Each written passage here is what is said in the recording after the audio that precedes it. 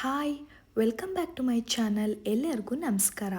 ಇವತ್ತಿನ ವಿಡಿಯೋದಲ್ಲಿ ನಾನು ಪಾಲಕ್ ಸಾಂಬಾರು ಹೇಗೆ ಮಾಡಬೇಕು ಅಂತ ಹೇಳ್ಕೊಡ್ತಾ ಇದ್ದೀನಿ.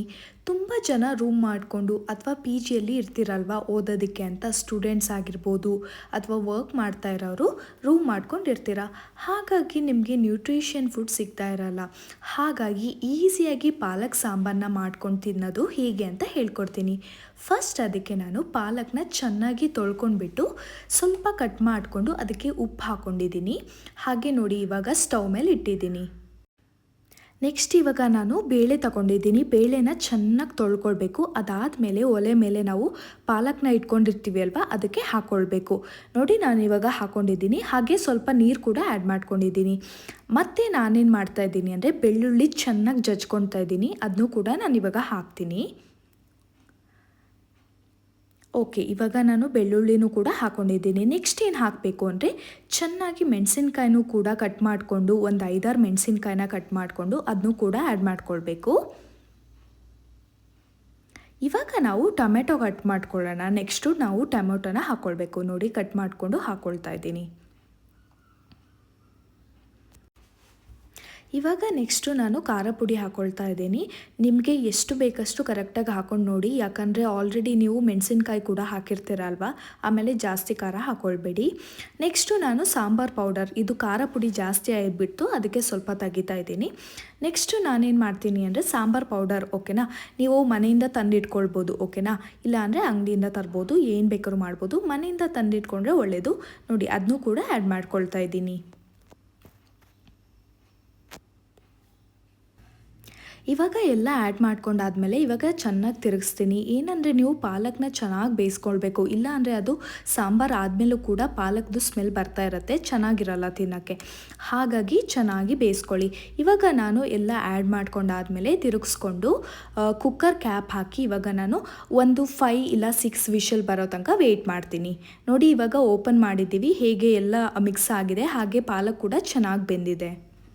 ಇವಾಗ ನೆಕ್ಸ್ಟ್ ಏನು ಮಾಡ್ತಾ ಇದ್ದೀನಿ ಅಂದರೆ ನಾನು ಸ್ವಲ್ಪ ಆಯಿಲ್ ಹಾಕ್ಕೊಳ್ತಾ ಇದ್ದೀನಿ. ಎಷ್ಟು ಆಯಿಲ್ ಬೇಕೋ ಅಷ್ಟೇ ಕರೆಕ್ಟಾಗಿ ನೋಡ್ಕೊಂಡು ಹಾಕ್ಕೊಳ್ಳಿ, ಜಾಸ್ತಿನೂ ಕೂಡ ಹಾಕೋಕೆ ಹೋಗ್ಬಿಡಿ.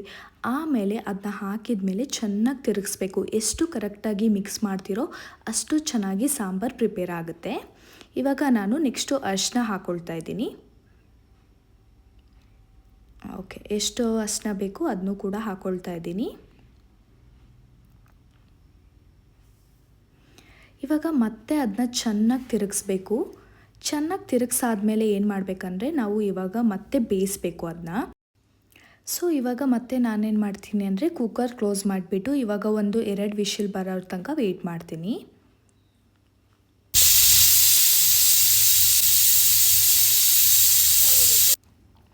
ಓಕೆ, ಇವಾಗ ಕುಕ್ಕರ್ ಓಪನ್ ಮಾಡಿ ನೋಡಿದೆ. ನೋಡಿ, ಎಲ್ಲ ಚೆನ್ನಾಗಿ ಮಿಕ್ಸ್ ಆಗಿದೆ. ಆದರೆ ಏನಾಗಿದೆ ಅಂದರೆ ಸ್ವಲ್ಪ ಜಾಸ್ತಿ ನೀರು ಹಾಕ್ಕೊಂಡು ಬಿಟ್ಟಿದ್ದೀನಿ. ಹಾಗಾಗಿ ಅದನ್ನ ಸಪ್ರೇಟಾಗಿ ತೆಗ್ದಿಡ್ತೀನಿ. ನೋಡಿ, ಹೀಗೆ ನೀವು ಸಪ್ರೇಟಾಗಿ ತೆಗ್ದಿಟ್ಕೊಳ್ಬೋದು ನೀರು ಜಾಸ್ತಿ ಆಗಿದ್ದರೆ. ಆಮೇಲೆ ನಾವೇನು ಮಾಡಬೇಕು ಅಂದರೆ ಇದನ್ನ ಚೆನ್ನಾಗಿ ಸ್ಮ್ಯಾಶ್ ಮಾಡಬೇಕು. ನನ್ನ ಹತ್ರ ಸ್ಮ್ಯಾಶರ್ ಇತ್ತು, ಕಾಣಿಸ್ತಾ ಇಲ್ಲ, ಹಾಗಾಗಿ ಸ್ಪೂನಲ್ಲೇ ಮಾಡ್ಕೊಳ್ತೀನಿ. ಓಕೆನಾ, ಇವಾಗ ಪಿ ಜಿಯಲ್ಲಿ ಇರ್ತೀರಾ ಅಥವಾ ರೂಮ್ ಮಾಡ್ಕೊಂಡಿರ್ತೀರಾ ಅಂದರೆ ಎಲ್ಲ ಥಿಂಗ್ಸ್ ಇರಲ್ಲ. ಹಾಗಾಗಿ ಏನಿದೆ ಅದರಲ್ಲೇ ನಾವು ಆದಷ್ಟು ಚೆನ್ನಾಗಿ ಮಾಡೋಕ್ಕೆ ನೋಡ್ಕೊಳ್ಬೇಕು.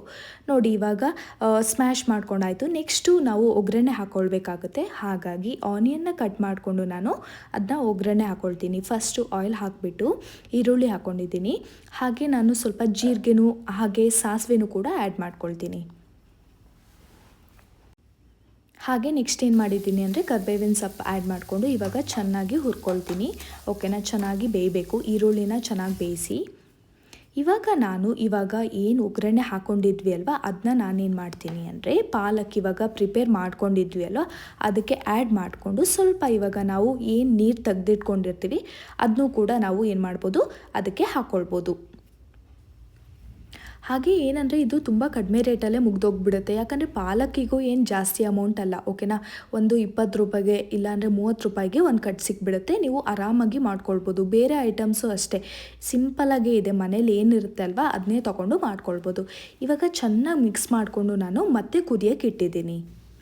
ಹಾಗೆ ಪಾಲಕ್ ಬಂದುಬಿಟ್ಟು ಹೆಲ್ತಿಗೆ ತುಂಬ ಒಳ್ಳೆಯದು. ಯಾಕಂದರೆ ಸ್ಕಿನ್ ಪ್ರಾಬ್ಲಮ್ ಏನಾದ್ರು ಇದ್ದರೆ, ಹಾಗೆ ಹಾರ್ಟ್ ಪ್ರಾಬ್ಲಮ್ ಏನಾದ್ರು ಇದ್ದರೆ, ಅಥವಾ ಐರನ್ ಡಿಫಿಷಿಯನ್ಸಿ ಇದ್ದರೆ ಅದಕ್ಕೂ ಕೂಡ ಒಳ್ಳೆಯದಾಗುತ್ತೆ. ನೋಡಿ ಇವಾಗ ಸಾಂಬಾರು ಚೆನ್ನಾಗಿ ಕುದ್ದಿದೆ. ಇದನ್ನ ನಾನು ತುಪ್ಪದ ಜೊತೆ ಹಾಕೊಂಡು ತಿಂದರೆ ಎಷ್ಟೋ ಚೆನ್ನಾಗಿರುತ್ತೆ ಅಲ್ವಾ? ನೀವು ಕೂಡ ಒಂದ್ಸತಿ ಪ್ರಿಪೇರ್ ಮಾಡಿ ನೋಡಿ. ಈ ವಿಡಿಯೋಯಿಂದ ನಿಮಗೆ ಹೆಲ್ಪ್ ಆಗಿದ್ರೆ ಪ್ಲೀಸ್ ನನ್ನ ಚಾನಲ್ಗೆ ಸಬ್ಸ್ಕ್ರೈಬ್ ಮಾಡ್ಕೊಳ್ಳಿ. Thank you.